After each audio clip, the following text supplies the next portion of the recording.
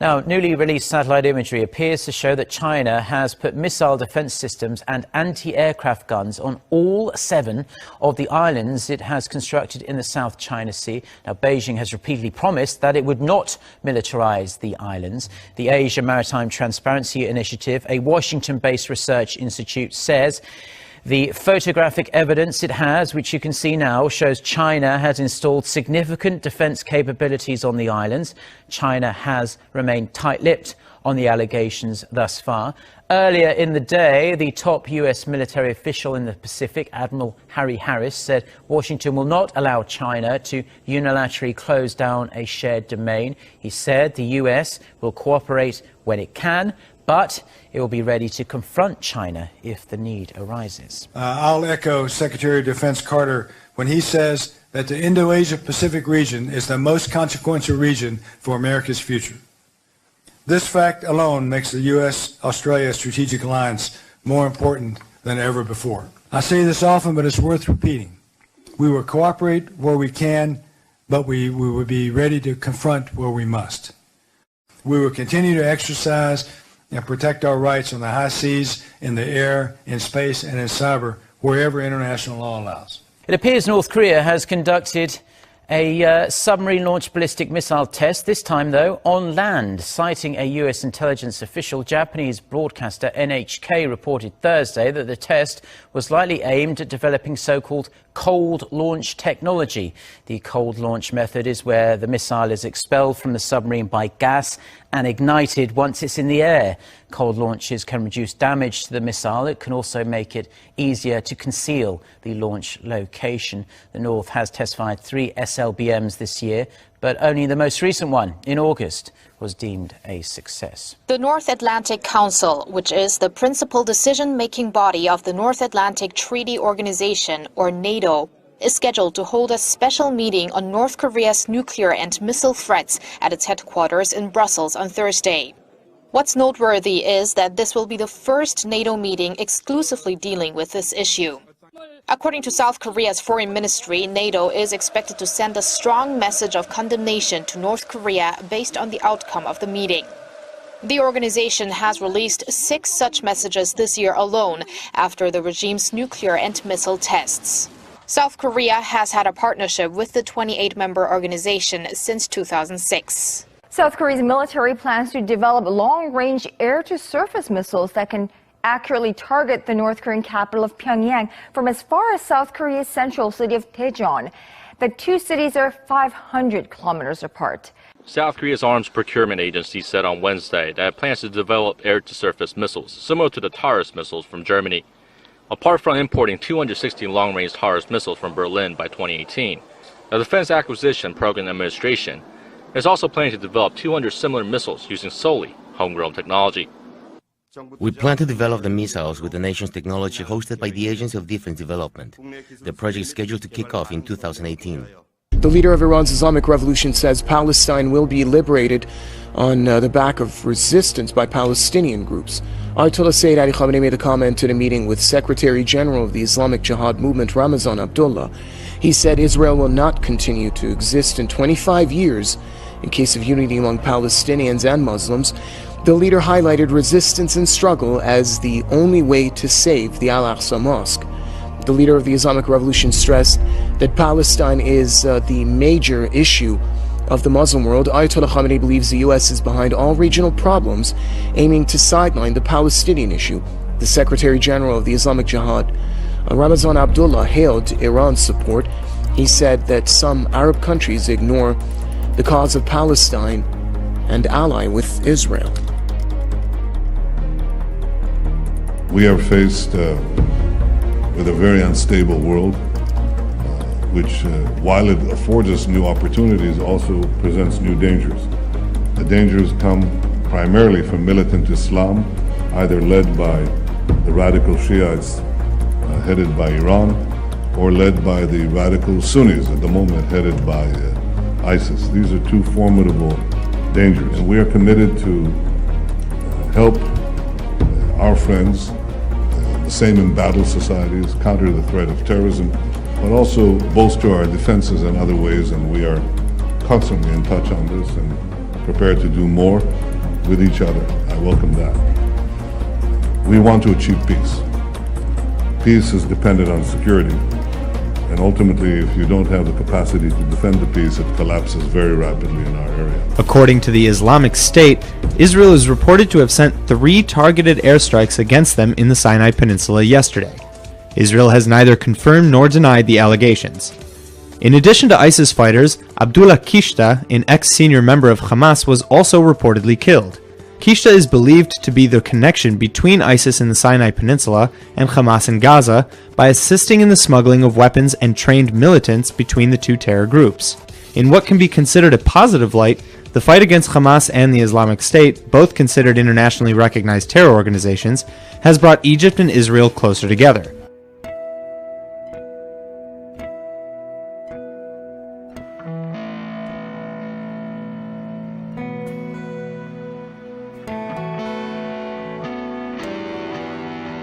Disregarding a 1979 peace treaty, Israel has allowed Egypt to move forces closer to the border, and Egypt has given permission multiple times to Israeli air forces to operate in their territory, all in efforts to quash the spread of militant Islamic terror.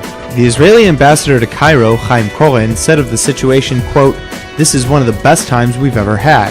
There's good cooperation between the armies, we have understandings about the Sinai Peninsula, and basically we see eye to eye on the development in the region," end quote.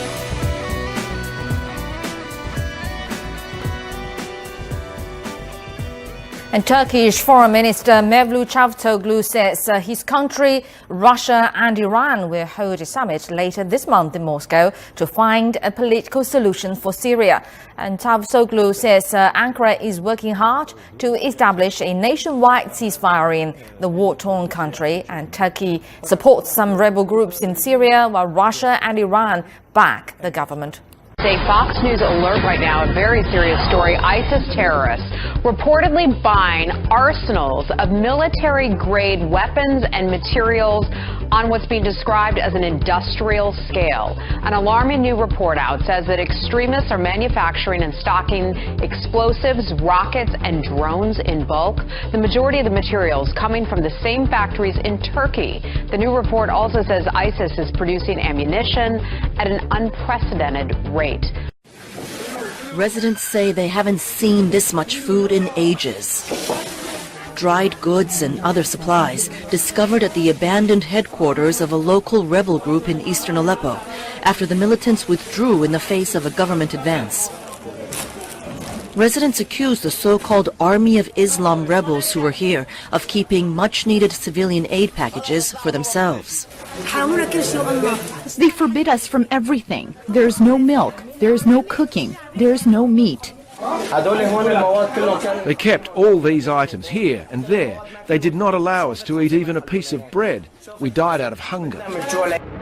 Fear stalks the streets of eastern Aleppo as airstrikes and shelling rock some districts again, despite a brokered ceasefire, and as a plan for a mass evacuation of rebel-held neighborhoods stalls. This week, Syrian President Bashar al-Assad said in an interview that U.S. President-elect Donald Trump could become a natural ally if he shows that he is sincere about fighting terrorism. In the interview with Russian state television, which was aired on Wednesday, Assad added that he was encouraged by Trump's declarations during the election campaign about fighting terrorism and not interfering in the internal affairs of other countries.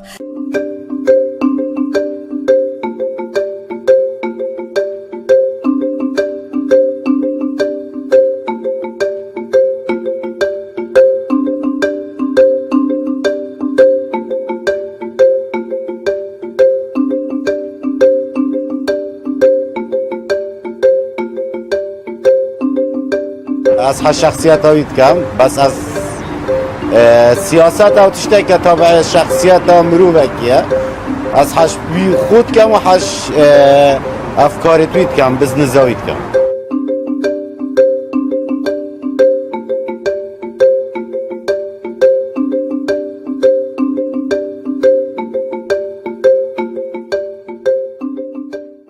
Forbes magazine has named Russian President Vladimir Putin and US President-elect Donald Trump as the two most powerful people in the world. Putin actually tops the list and does so for the fourth year in a row, with the business magazine citing Russia's far-reaching influence around the world, from Syria to the United States itself. Trump's election win earns him second spot, with outgoing President Barack Obama tumbling down the list from third to 48th. The rest of the top five includes Angela Merkel, the highest-placed woman, Chinese President Xi Jinping and Pope Francis. There's 74 people on the list. Now in its 8th year, we're judged on how many people they have power over, their financial resources, whether they influence more than one sphere, and how actively they wield their power. More than half of Palestinians polled want President-elect Donald Trump to stay out of the peace process with Israel. The survey by the Palestinian Center for Policy and Survey Research found that 53% want Trump to stay out, 30% want him to play a major role in the process, and 10% want the president-elect to continue with the same role as the current administration. Despite President Barack Obama's declaring from the beginning his intentions to make an Israeli-Palestinian peace agreement a priority, the poll shows that 83% of Palestinians believe that he did not make serious efforts to resolve the Israeli-Palestinian conflict. 10% say that he did. Further, regarding the possibility of a two-state solution, the poll found that 65% of Palestinians no longer believe the two-state solution is possible, whereas 31% still have hope that it can be achieved. The UN Human Rights Council has called for a protection force in South Sudan to prevent a Rwanda-like genocide. A UN commission on South Sudan warned earlier this month that ethnic cleansing is taking place in some areas of the country. The Human Rights Council raised the same concerns on Wednesday. Urge the immediate deployment of the 4,000-strong regional protection force for South Sudan. It's been a number of months since July when the regional protection force was first spoken about. It's December now. These demonstrators are chanting right by Angela Merkel's office to stop her from deporting refugees. But Germany's chancellor doesn't appear to be listening. This month, her government plans to begin flying failed asylum seekers back to Afghanistan. The German government says some parts of Afghanistan are now safe. But that's an idea many find questionable, since the country has been at war for decades, and much of it remains under Taliban control. According to a recent report, about 12,000 refugees from Afghanistan could face deportation. That's about 5% of the total number seeking asylum in Germany. The plan sends a warning to Afghans and others who might be considering making the journey. It's part of a larger policy shift in Berlin. Hysteria in America over accusations that Russian hackers influenced the presidential vote, now conveniently spreading to Germany, which of course is gearing up for its own general election next year. Newspapers have been flooded with headlines warning of possible Kremlin interference. We've seen it in the US, we've seen it in the United Kingdom. It now seems that it's here as well in Germany. Russia represents the biggest threat to your daily lives, if you read the newspapers anyway. Germany's spy chief has said that Russia could influence next year's federal elections, and that's been lapped up by the media here, with article after article after article all saying that the votes of the German people might not matter if Kremlin-backed hackers have a different opinion. If we look at today's headlines in one of the country's major newspapers, the Frankfurter Allgemeinen, Russia's mentioned twice on the front page. In the story just up here about Aleppo, saying that Russia never wanted to have any kind of peaceful or diplomatic solution to the conflict. And then Russia again mentioned in relation to hacking in the United States and potentially attempting to influence the outcome of the election, and also its closeness allegedly to Donald Trump. It would seem that with so much mentions of Russia going on in the German press, it seems there's nothing else left for them to write about. Inside of the quiet and now empty town of Bunker Hill Police Department, there's a big controversy brewing that could end with a lawsuit. Their entire police department quit, blaming the town council. We've had issues with the town board. You know, there was some activity there that I felt like they were serving their own agenda. Michael Tomlinson has served as town marshal of Bunker Hill for 4 years, until last night when he and 4 other officers handed over these resignation letters to the council, telling them they've had enough. Wouldn't communicate with us or the officers. They kept scaling things back. In their resignation letters, the officers accuse council members of asking them to do illegal, unethical, and immoral things. They cited examples like asking police to run background checks on other town councilors to find their criminal history. The officers also claimed they were threatened when they said no. Another issue they brought up in the letter, their safety. The officers tell us they were all forced to share one set of body armor, putting their lives on the line while they're out making arrests and serving warrants. On top of all of that, Thomason tells us his resignation was personal. He was diagnosed with cancer last year, but when he was ready to go back to work in May, Thomason says they would only allow him to work part-time. He blames the town councilors and plans to file a lawsuit against them. They came at me and said that it's costing the town way too much money because of my insurance.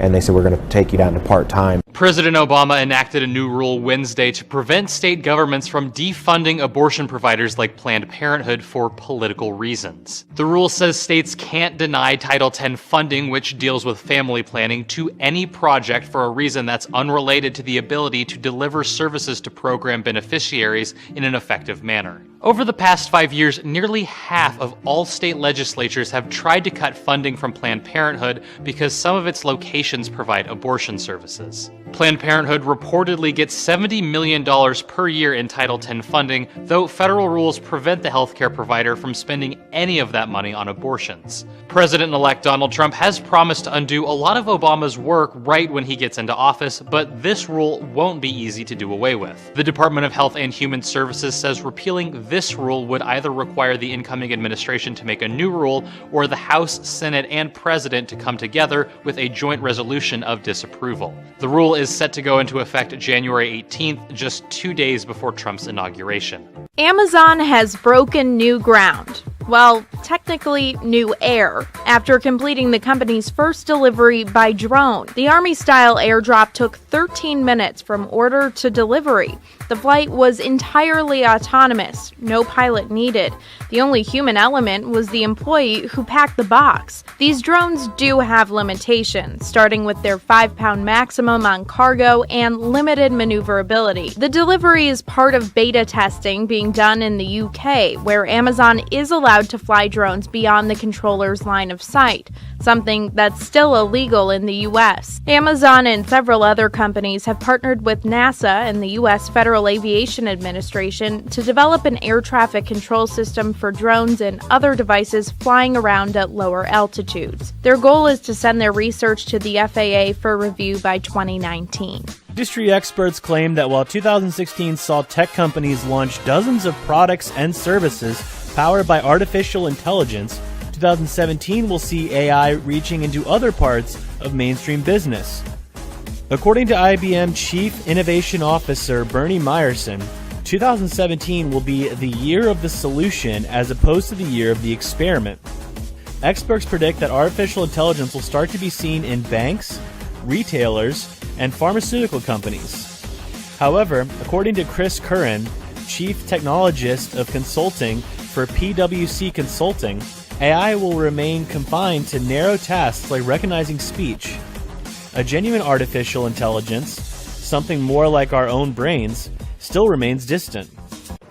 Earth is due for an extinction-level asteroid hit. That's according to a NASA researcher who presented the warning to fellow scientists Monday. He says while these civilization-killing types of asteroids are extremely rare, they tend to hit 50 to 60 million years apart. And given the belief a comet wiped out the dinosaurs 65 million years ago, we're kind of overdue for one. But don't worry, even though NASA admits we aren't really prepared for such an event, researchers have come up with an idea to build a rocket that can be deployed to intercept and destroy a potentially dangerous asteroid. Or we could just send Bruce Willis to do it. Well, one postal worker in North Carolina is being praised this week after saving dozens of packages from her burning mail truck. Local fire department officials said on Tuesday the truck caught fire near its engine while the worker was on her route. She and a stranger quickly jumped into action and rescued 99% of the packages inside. Incredible dedication. Danielle Medina shared this picture on Facebook, calling it a proud dad moment. He wrote, We were driving down South 60th Street and my two sons, aged 10 and 6, asked me to pull over because they just seen a guy in a wheelchair trying to shovel his corner lot and they wanted to help. Since the picture was posted 3 days ago, it has been shared and liked by thousands.